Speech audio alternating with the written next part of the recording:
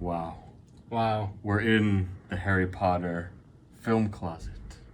Yes, I slept under here for many, many years. That is where our birth of cinema really stemmed from, as these movies here. And the first one that caught my eye, I'm gonna grab this one. This is if you're wanting to learn about cinema, and specifically Alfred Hitchcock, look no further than DJ Caruso's magnum opus with a James Stewart-esque performance by Shia LaBeouf. Yeah, and Truly astounding. There's the hot girl in it. There's a blonde femme fatale in this movie that will really catch your eye. So that is my first There's an pick. Asian guy too. there's an Asian with guy. Big hair with a good haircut. He says "kizazz." He says In this- quizás in Spanish. Just truly a remarkable tour de force thriller that we watched maybe 300 times. All right, I want to show it All to you. right. Can I pick one? Get out. All right, when I was young and I didn't know who I was, I remember this movie right here, and watching these guys and they're learning and listening to their ideas. Here, you gotta get in here. Really taught me like what it meant to be a man in America, especially Will Ferrell at the end. I feel like I still live up to that his philosophies to this day. So definitely gonna take this one. All right, you got it.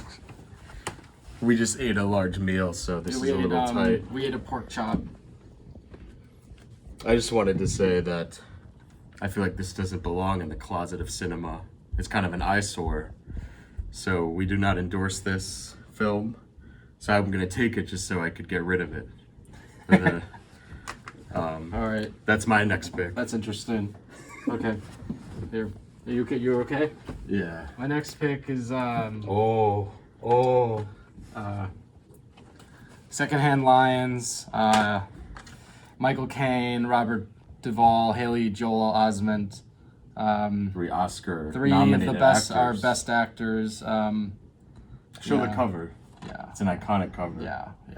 He's feeding the giraffe on the back. It's just... Yeah, I mean, it broke my heart when Robert Duvall in this film could never be with Jasmine. So that's why I'm taking it. All right. Okay, go. Let us switch here. All right. I think this best exudes what we think about physical comedy in Robin Williams' brilliant physical performance. None the likes of Charlie Chaplin and Buster Keaton and Jeff Daniels being such a beacon of hope for this family in distress. It's almost a Mike Leigh movie on the road, and I think it's just one of our greatest works of comedic history in cinema. So I will be taking this one for my pile. All right. I'm gonna take this movie because it taught me a lot about black people in America Race relations. and race relations. And it really reminds me of something, say, if Spike Lee were still alive today, he would make this. So, gotta take this one. What next? Oh, this we just watched recently. An incredible, literal fish out of water story with 2 titans of cinema at probably the peak of their artistry, Martin Scorsese and Robert De Niro. Mm-hmm. They say, what do they say? Yo, yo, yo. Yo, yo, yo, yo, yo. And he says, I'm going to yo you. And that's honestly scarier than any of Robert De Niro's scenes in Raging Bull or that's Taxi true. Driver. Yeah. Yeah, just, and what a fall from grace for Will Smith. This is probably the peak of his career right here. A beautiful cover. Just a wonderful cover. All right. When some people talk about trilling it up, doing a trilogy, they mean Lord of the Rings, they mean Star Wars. I mean Stuart Little, and this is The Empire Strikes Back of the trilogy. where Stuart falls in love with this little bird that is being followed by a falcon that lives in like the Chrysler building. And Stuart has to face off with this falcon, and it's just breathtaking. If you see, Ebert and Roper gave this 2 thumbs up. Well deserved. For Stuart Little 2. Yeah. That was the end of the thought. I mean, this is like picking up Citizen Kane. It's an obvious pick, but this taught me as an editor about pace and just not wasting a second in the edit. There's not a second wasted in this movie. And Roger Ebert again says, a treasure. A treasure. This is the Ebert closet. And this is, Roger Ebert endorses this film. I don't know who, and Robert Rodriguez is obviously one of our greatest working filmmakers. So this is coming home with me. Go next. Well, I mean, this is a really great, just a really great show, and I grew up watching it, and so I'm gonna have to take seasons 1, 2, 3, 4, And then probably 5 too. 5, 6. Careful of the other cinemas is collapsing. There's some CDs there. 7, 8, and the final season, season 9 of Seinfeld. All 9 seasons of Seinfeld I'm taking. Wow. You know, streaming is not forever, so that is invaluable. I think this is the archetype for Harold and Maude, one of the greatest mentor to protege relationships ever put to film. And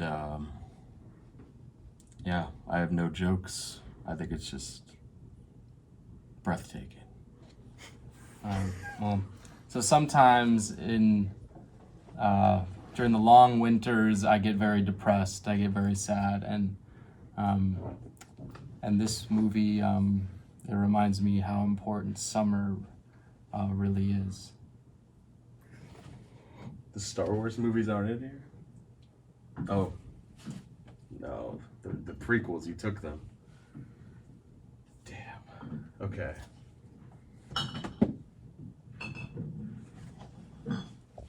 This is Shakespeare, Hamlet, and the hero's journey all combined into one. Just the starkest portrait of evil ever put to film, in my opinion. Mary Jane Watson in the midst of a love triangle. It's just the likes of the Philadelphia Story and some of the deepest love stories ever put to film. And I truly, words can't express how many tough times this movie has brought me, has led me through when I watched this on my PSP. So I must take this and relive those moments. And lastly, when I remember being in high school and also being really afraid about being accepted to college. And Bartleby, Justin Long, and Jonah Hill, Sherbert Schrader, I think his name was, got me through that fear. I'm just gonna take a few more of these.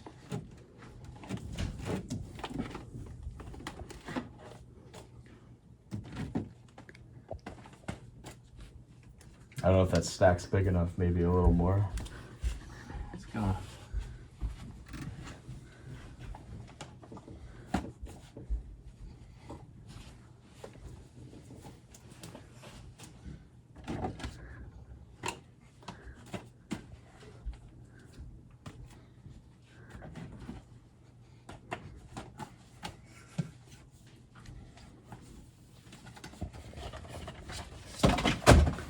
Camp Rock is a wonderful fish out of water movie.